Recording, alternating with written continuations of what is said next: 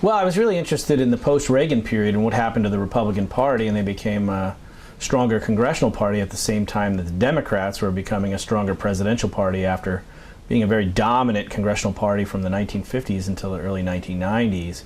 And why that happened, I mean, we know it happened in the early 90s when Clinton won in 92, but then 2 years later the Republicans won their first majorities in both chambers in 40 years. And so the book is really an investigation of not so much when this happened, but how and why it happened, what the meaning of it is for the modern Republican Party, a little bit the Democrat, but mostly about the modern Republican Party as it's become a stronger congressional party, but sometimes at the expense of the competitiveness of its presidential nominees.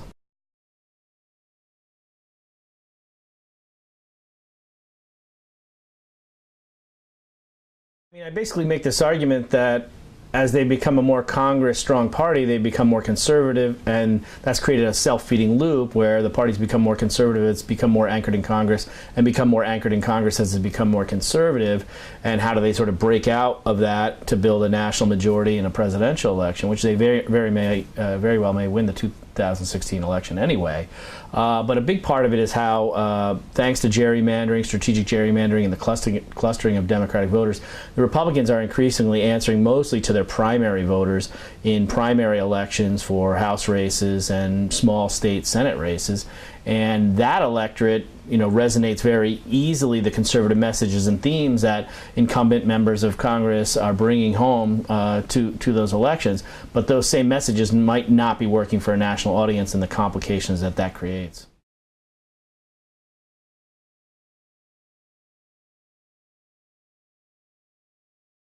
Well, what's interesting is the Republicans may win because it's very difficult for any party to put together 3 consecutive elections. It's only happened once in the last 60 years. But as I try to explain in there, the congressional wing of the party often creates problems for the presidential wing. Clinton and Gore back in the late 1980s were having the same problem with their congressional wing, and Tom Foley and the Tip O'Neill wing of the party sort of dominating the message and the rhetoric of the party, and they needed to sort of recapture it from its own House caucus. And I think the Republicans are having the same problem. One of the things I looked at is when Bush started running for president in 1999, this is Bush 43, the younger Bush, he made a point to stay away from Capitol Hill, to stay away from congressional members, and on the one visit he made in June of 1999, he got kind of trapped and he had to take a picture with Tom DeLay, a very cantankerous and divisive politician on the right from his own state. He could not really take a picture with him, and the national media and the Democratic Party went bananas, and they said, look, you know, he's just going to be like another Tom DeLay. But in the White House, and Bush had a ready-made answer, he said, no, that's not going to hunt.